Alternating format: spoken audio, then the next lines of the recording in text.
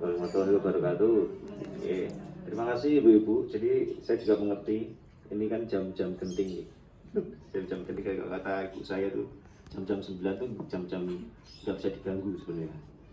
Tapi saya terima kasih atas atensinya dari ibu-ibu ini yang ada di RW 1 untuk sedikit mungkin berkumpul dan sebenarnya ini bukan motivasi sih, saling sharing gitu ya, saling sharing terkait yang kita sebut dengan UMKM gitu. Sepertinya 2 hari yang lalu di RW 1 ini saya lihat ada program kerja terkait dengan itu peyek ini. Ya, itu peyeknya kalau saya lihat di sini peyek Bu Sofi. Tadi peyeknya Bu Elu. Bukan? Bukan. Oh, Bu Sofinya astagfirullahaladzim. Oh, Bu Novi, saya masih ngaku ya. Bu Novi. Berarti Bu Sofi.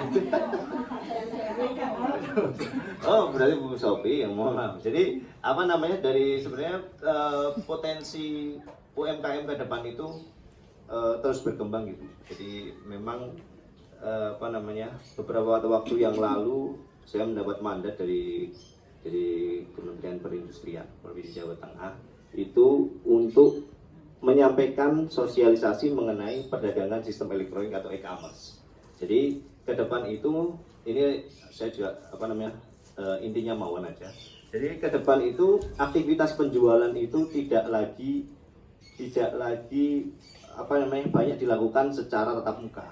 Jadi ke depan itu penjualan baik dari UMKM maupun yang lain sebagainya itu akan sering dilakukan menggunakan media platform online atau media sosial atau kita bisa sebut e-commerce gitu nih. Ada Shopee, terus kemudian Tokopedia, terus apa lagi? Lazada, Blibli dan lain sebagainya. Kalau misalnya saya tanya yang di sini mungkin ibu-ibu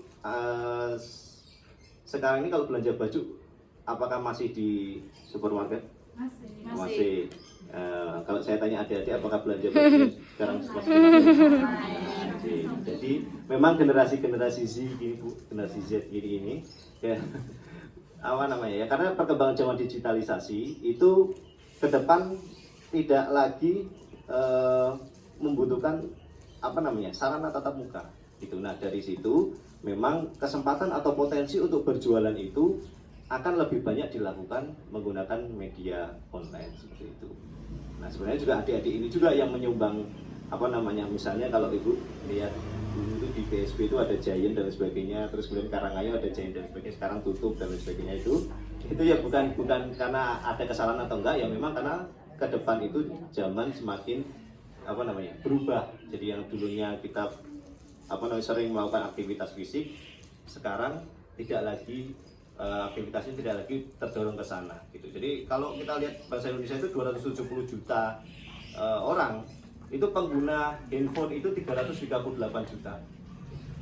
Berarti hampir 100 lebih ya. Nah, kalau dicek di sini mungkin ada ibu-ibu yang nggak punya handphone. Nah, nggak ada. Bahkan kalau dia dari statistik itu kebanyakan ada satu orang yang mempunyai handphone lebih dari satu. Gitu. Nah, dari 338 juta itu yang dia aktif di sosial media itu 160 juta. Jadi hampir separuhnya itu dia aktif menggunakan sosial media. Itu. Terus kenapa harus online? Karena ada beberapa keuntungan. Itu yang pertama pasarnya lebih luas karena tadi pengguna lebih banyak. Terus kemudian toko itu bisa buka 24 jam. Gitu. Ya, ada yang dari sini ibu-ibu yang mohon maaf sudah punya akun di tadi sosial media atau platform e-commerce? Atau yang jualan? Belum. Kalau yang Bu Sofi sudah punya? Belum. Oh, baru dibuatkan Instagram. Nah, oke, Instagram itu salah satunya. Gitu. Jadi kalau misalnya ini ada mau sampai kapan di sini? Oh, hari ini terakhir. Gitu. Nanti kalau bisa Bu Sofi misalnya minta tolong sama teman-teman ini untuk dibuatkan sekalian di mana? Di Tokopedia atau di mana gitu. Paling enggak atau di Shopee lah ibaratnya. Jadi paling enggak strategi pemasarannya bisa lebih luas lagi gitu. Terus ada lagi toko itu bisa buka tanpa modal sebenarnya. Jadi cukup menggunakan handphone, ya bukan nggak modal sama sekali ya.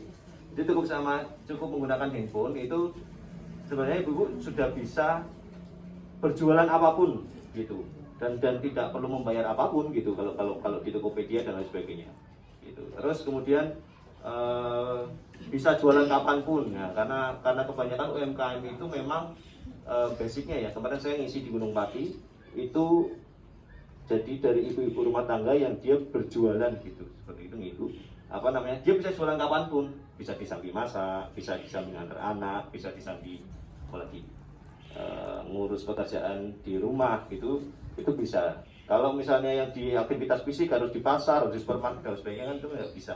Jadi memang keuntungan itulah yang ke depan itu harus banyak didorong lah, seperti itu. Nah, tapi dari situ ada beberapa hal yang harus diperhatikan juga. Jadi sebenarnya nggak hanya online sih, offline juga seperti itu ya. Yang pertama, ketika berjualan misalnya online dan lain sebagainya itu responnya itu harus ramah. Iya, kalau namanya berjualan gitu nih. Kalau kadang-kadang ada orang yang hanya tanya-tanya, terus habis itu nggak dibeli, nggak ada. Itu yang bisa. Misalnya satu berapa, sebungkus, 2 bungkus berapa, kalau order 100 bungkus berapa bu, dibonusi berapa, oh ya dibonusi sekian gitu, tapi akhirnya nggak jadi order, ya nanti saya tanya dulu gitu misalnya. Itu nggak apa-apa, karena memang resiko dari berjualan seperti itu.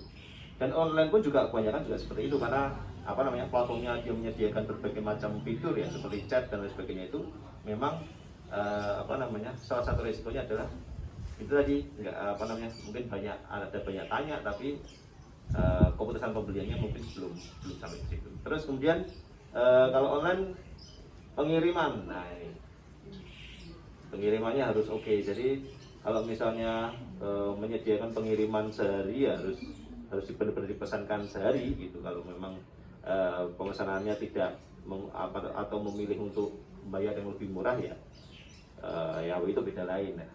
Terus kemudian kualitas produk juga harus diperhatikan gitu. Saya tahun lalu itu muter-muter Jawa Tengah itu untuk ini sharing sedikit nih, untuk mendeteksi prediksi kebangkrutan dari UMKM itu. Nah, ada satu yang menarik tuh di Demak sana, itu dari hasil analisis itu ternyata dari pandemi dia nggak berdampak, usahanya berbentuk hampir sama kayak punya Bu Sophie, tapi di sana keripik singkong gitu. Terus saya tanya sama ibunya di situ, Bu, gimana waktu pandemi dan sebagainya? Oh ya, pandemi memang terdampak Mas gitu katanya, teman nggak begitu parah gitu, nggak begitu parah dan lain sebagainya itu, karena memang orang yang karena pandemi itu sebenarnya dia hanya membuat pengeluaran itu untuk ditujukan kepada hal-hal yang primer. Maka ketika usahanya itu mendekati hal-hal yang primer seperti sandang, terus kemudian sandang terus tangan ya, papan hidup, itu insya Allah walaupun ada pandemi dan lain sebagainya bisa lebih bertahan lah. Terus ada satu lagi itu yang ketika pandemi kok malah dia itu keuntungannya berkali-kali lipat gitu. Itu usaha ini laundry.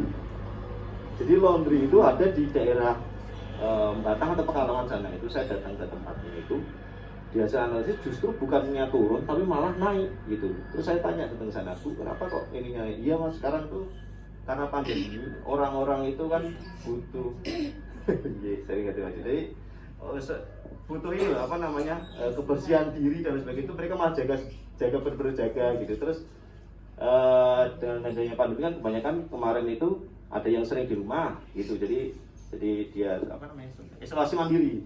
Nah, isolasi mandiri itu nggak boleh stres dan sebagainya, makanya daripada harus nyuci sendiri dicucikan ke laundry. Makanya saya juga nggak tahu tuh hubungannya stres sama nyuci sendiri apa gitu. Jadi dia diberikan kepada laundry dan sebagainya. Itulah beberapa usaha yang memang ketika adanya pandemi itu tidak terlalu terdampak signifikan gitu. Mungkin seperti itu dulu Bu dari saya.